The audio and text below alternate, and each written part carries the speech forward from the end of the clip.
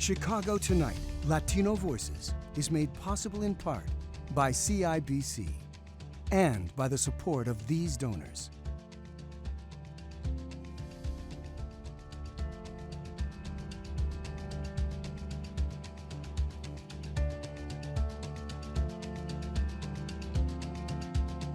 Good evening y bienvenidos to Chicago Tonight, Latino Voices. I'm Hugo Balta, WTTW News Director and your host. Thank you for sharing part of your weekend with us. Now, on the show tonight, why poverty can make victims of domestic violence feel trapped in an abusive home. An incriminating report on the Trump administration's zero-tolerance immigration policy separating thousands of families at the border. Exploring the racial disparities that exist with the organ and donor transplant system. A portrait of a retired Chicago public school teacher who now dedicates himself to the art of printmaking in the Mexican tradition. Creativity, right? Creativity through adversity is just really... And the founder of an arts organization in Little Village gives us La Ultima Palabra on how she thinks tough times can spark inspiration. First off tonight, the U.S. Census estimates that 1/3 of Chicago's Latinos, the majority of them women, are living in poverty. While we should be careful to note that victims of domestic violence are not exclusively women, the great majority are, and their advocates say that poverty can trap women in an abusive home. And in the Latino community, language barriers and immigration status can make matters worse. Joining us now with more is Leticia Guitron, Clinical Program Supervisor for the Domestic Violence Counseling Program at Metropolitan Family Services Midway Center. Leticia, in your work, how do you see poverty and domestic violence intersect? Are people living in poverty more susceptible to domestic violence in your experience? Absolutely, yes. So I wanted to make sure that I say this out loud, that poverty definitely it's a huge factor as far as domestic violence goes. But I want to make sure that everyone knows too that poverty doesn't cause domestic violence. When I think about the impact of poverty on victims of abuse, I think about the financial resources and the lack of those resources to survivors. So oftentimes we see that there's only one income in the family. We see that survivors depend completely on their financially on their partner. We see that perhaps there's a huge rate of unemployment where there's no job skills, or we see that there's no work experience on survivors and victims of crimes. Yes. Leticia, let's talk a little bit about religious. Many Latinos have religious upbringings and traditions, and you can say abusers can use faith as a tactic to control. Can you explain how that might happen? Yes, absolutely. So religious is a huge factor used to control and manipulate victims. So oftentimes the religions see the divorce or separation as something wrong, something that should not be happening in the families. Also, in Latinos particularly, I hear clients who share how the religious affiliation oftentimes tells them that that's their esa es su cruz. So the abuse and the situation at home is pretty much the cross that they have to carry in order for them to make things work in the family. Let's talk a little bit about undocumented immigrants. Are they more at risk of abuse by family members?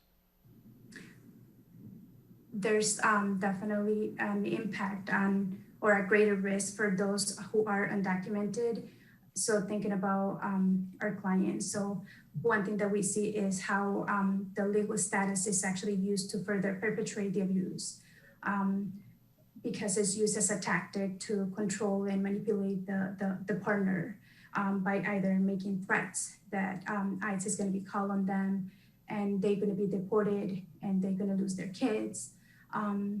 And or when there are threats that the police is going to be called and they're going to be incarcerated, and survivors are going to be incarcerated because of their legal status.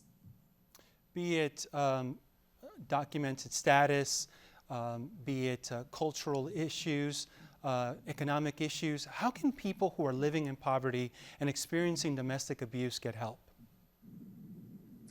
So individuals who live in poverty and experiencing domestic violence,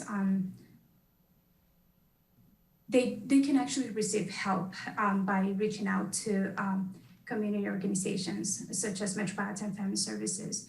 I know that oftentimes it's the lack of knowing what's available out there for those individuals who are going through domestic violence and or who have limited resources. But it's really important that we can continue to spread the word and educate those and try to reach out to those in poverty to let them know that resources are available and there are organizations that can support them in the process of either leaving the abusive relationship or trying to find a way to increase their safety. Many of the members of the undocumented community, immigrants, language is a barrier. Are there resources available to people who do not speak English? Absolutely. So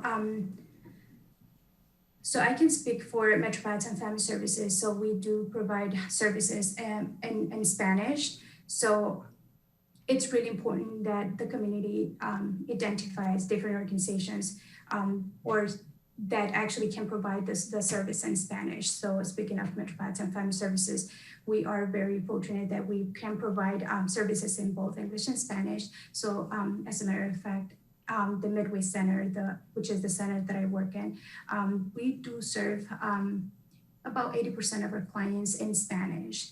And the services that we provide are trauma-informed care, and definitely they're offering Spanish to both adults and children based on their preference.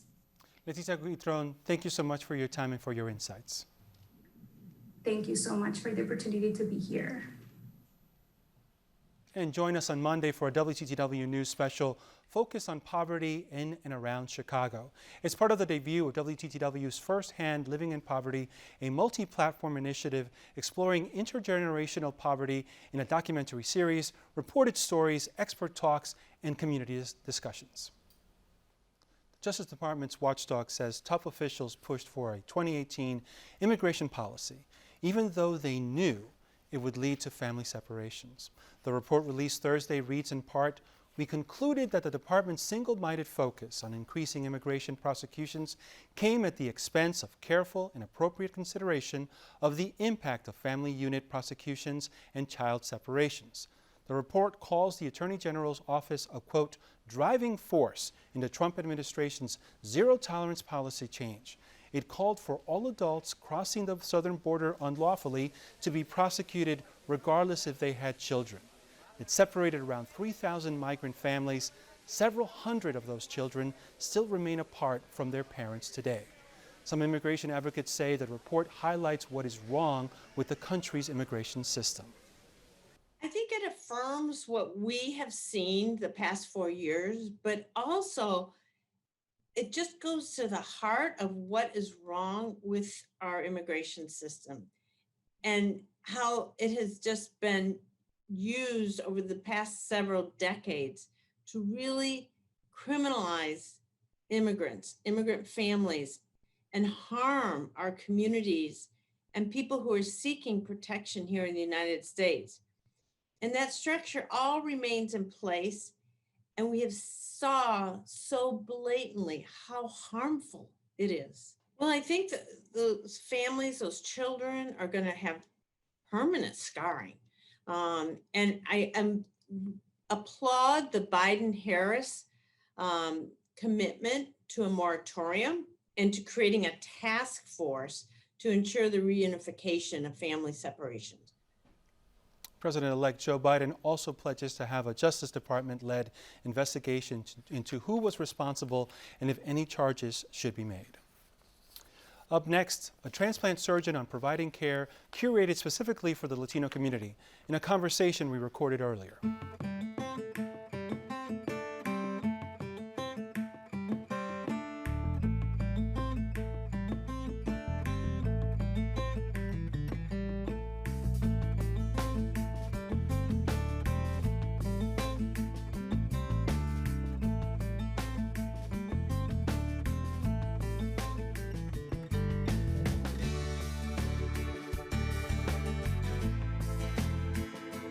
Success rates for organ transplantation have grown through the years, but disparities impacting communities of color remain.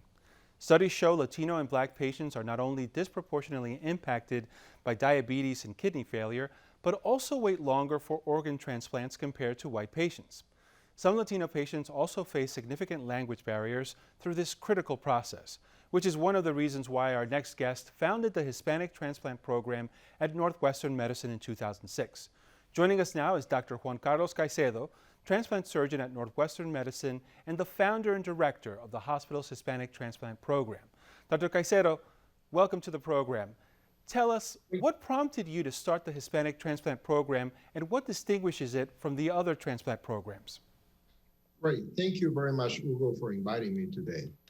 Then basically in 2006, we started the first Hispanic transplant program in the nation. There was no other programs targeting Hispanics or helping Hispanics. That was the first thing. You know, Hispanics are the largest minority in US today, and they have the fastest growth, and nobody was serving this community. And that is what we started in 2006. Now we have the largest kidney transplant program in the nation. We have 50 people working with me that are serving this community.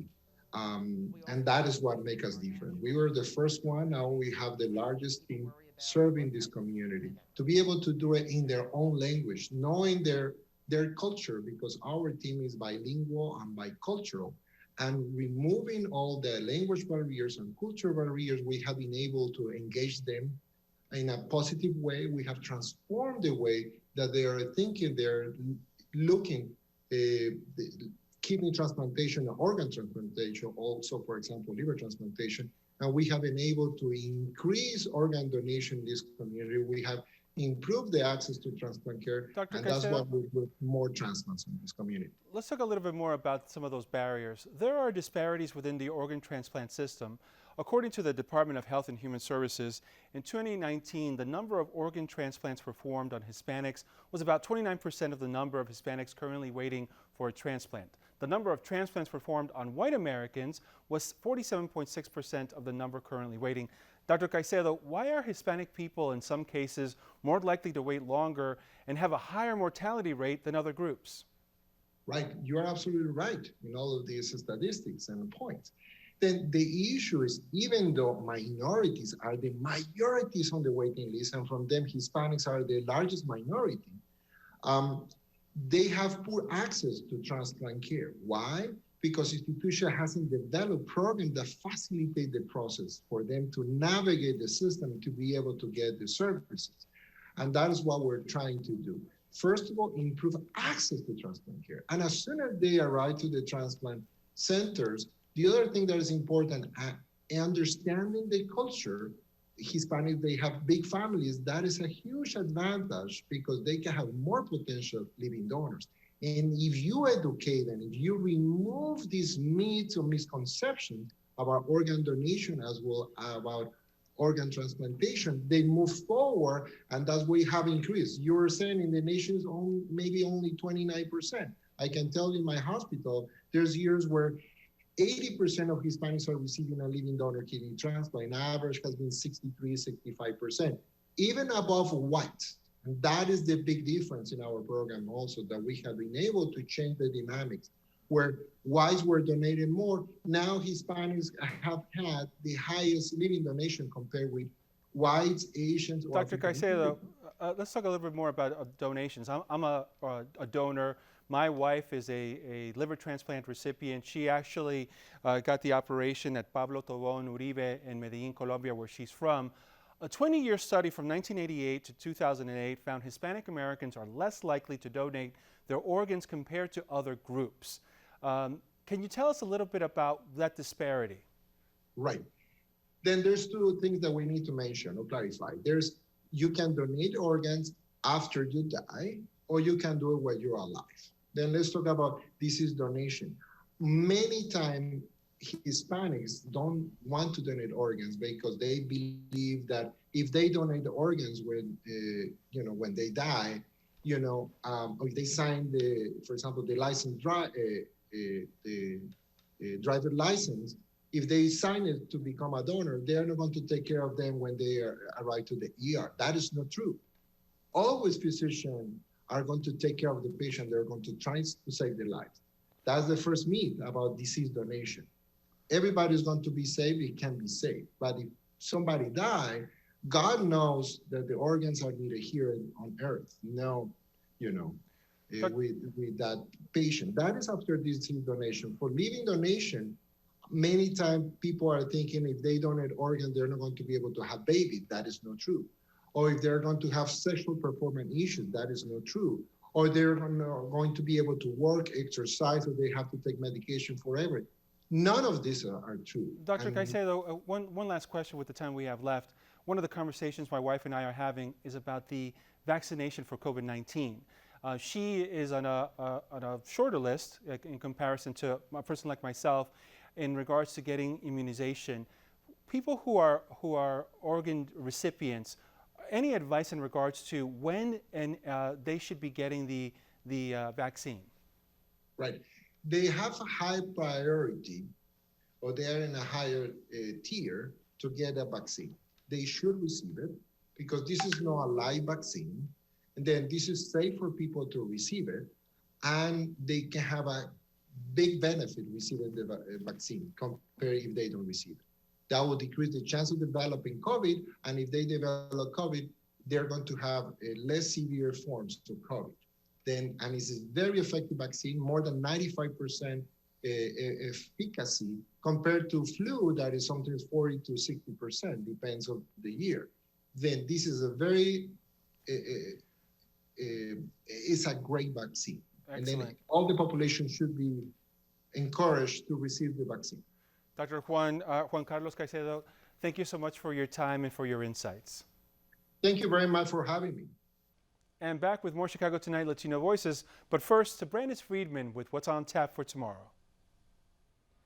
Ugo, we've got a full show planned tomorrow. A day ahead of Martin Luther King Day, we'll remember his time in North Lawndale and look at affordable housing in that neighborhood now. Also, a momentous week in Springfield, especially for black lawmakers, and honoring the first black female vice president of the United States. That's tomorrow night at 6 on Chicago Tonight Black Voices. Ugo, back to you. Thanks, Brandis. A Chicago public school teacher took an early retirement to pursue his dream to continue in the long line of Mexican artists who excel at printmaking. From depicting calaveras, the skulls seen in the Day of the Dead celebration, to pursuing themes of social justice, Rene Arceo is the heir apparent to an enduring tradition. Arts producer Mark Vitale has a portrait of a Chicagoan who has recommitted himself to his art and his culture.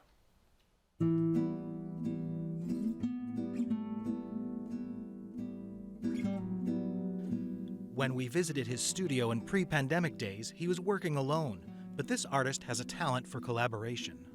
I'm Rene Arceo. I'm a printmaker.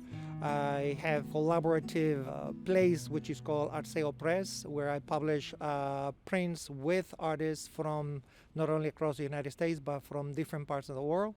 There's somebody from Costa Rica, from Puerto Rico, Canada, in Spain, and France.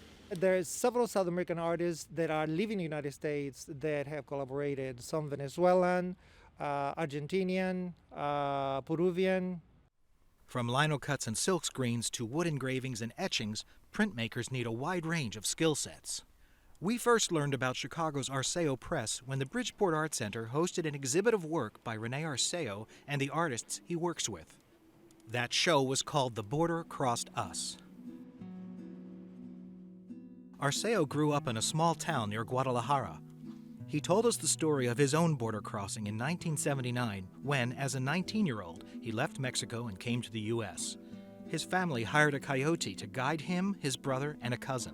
I remember going through from Tijuana. There was a coyote that took a group of us in the middle of the night. It was probably around 2, 3 o'clock in the morning. We crossed the border. We saw some of the helicopters flying overhead, and down the hill we saw several groups that were being caught. We just stayed put there until, for a few hours, I don't remember how long, until there were no more helicopters flying around. And then our group leader took us, and we were walking, I don't know for how long, until sunrise practically. And then after that afternoon, they put us in the trunk of a car, a big car. I think there were 5 or 6 of us. And from there, they took us out, passed us through a checkpoint.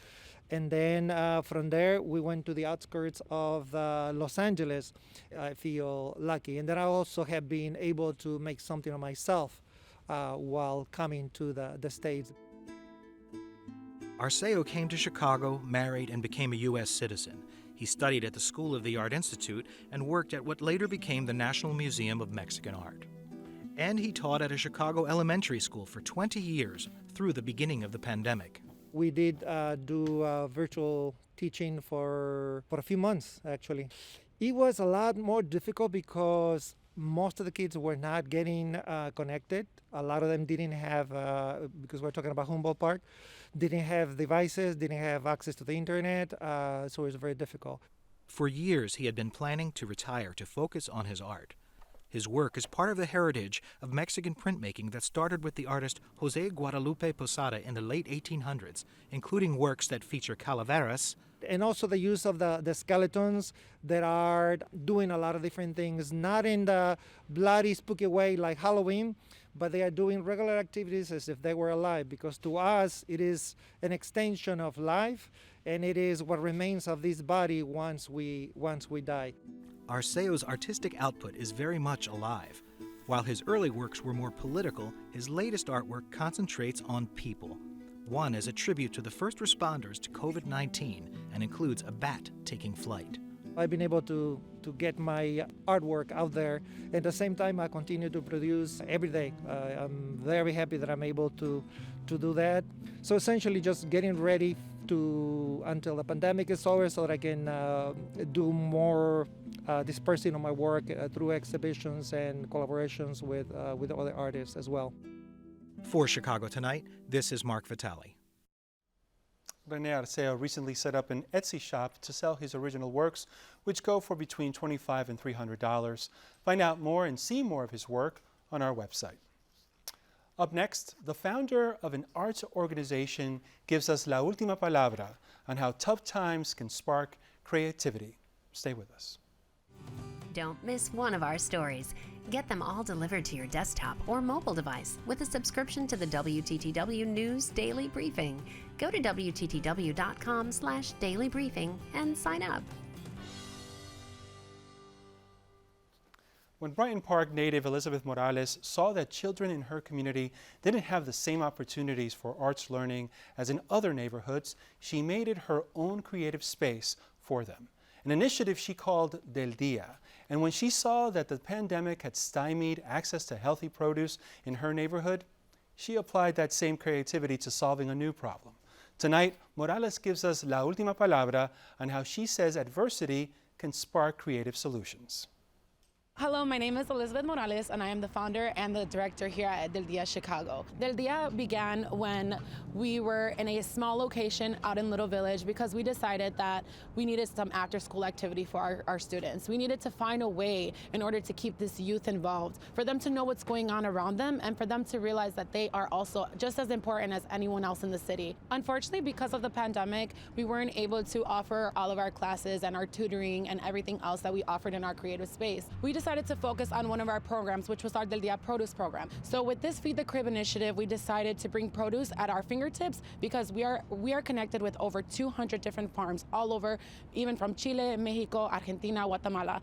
What our program initiates is action to filling in the gaps between neighborhoods we know to be food apartheids. Food apartheid simply meaning that there's lack of produce, lack of availability to fresh ingredients.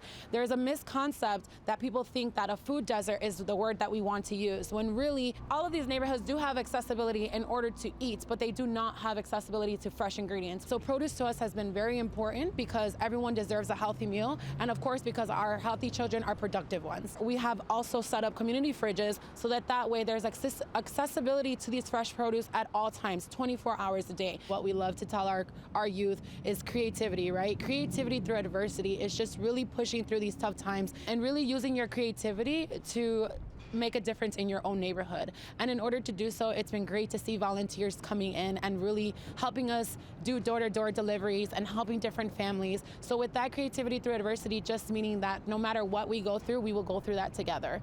Here at Del Dia, one of our models is that if we don't look out for one another, who else will? And we love to say it in Spanish, right? Because we learned from our mothers that si no nos ayudamos nosotros mismos, ¿quién más nos van a ayudar? You can read more about Morales' Feed the Crib initiative on our website, wttw.com/news. While you're there, you can check out more in our La Ultima Palabra series. And that's our show for this Saturday night. Be sure to check out our website for the very latest from WTTW News, including ways to celebrate MLK Day virtually. And join Brandis Friedman tomorrow night at 6 for Chicago Tonight Black Voices. Also, join us on Monday night at 7 o'clock for a special edition of Chicago Tonight on firsthand living in poverty. Now, for all of us here at Chicago Tonight Latino Voices, I'm Hugo Balta. Thank you for sharing part of your weekend with us. Stay informed, stay healthy, stay safe. Muy buenas noches.